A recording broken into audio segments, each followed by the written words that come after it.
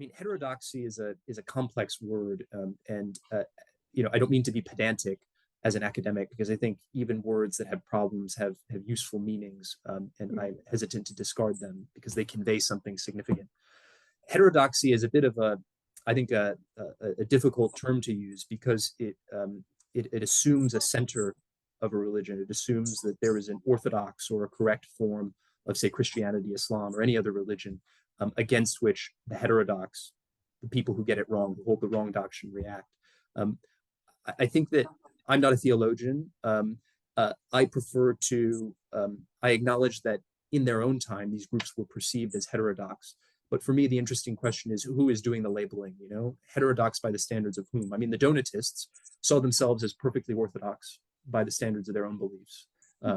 At the same time as their Catholic rivals saw them as heterodox. And the same could be said of a wide variety of Muslim sects. You know, Sunnis consider Kharijis to be heterodox, but by the same token, Kharijis then and the descendants of Khariji groups in the modern day regard Sunnis as in one way or another heterodox. So for me, it's a question of who's holding the camera, you know, who's using the label. So to the best of my ability, I try to avoid using that term. You're free to absolutely use it. I know exactly what you mean, and I suspect lots of your listeners, but that's an important caveat because we're going to be talking a lot about religious variety. I prefer to think about the diversity of a religious tradition, whether Christianity or Islam, without assuming a normative center and therefore definitions of what is orthodox and heterodox.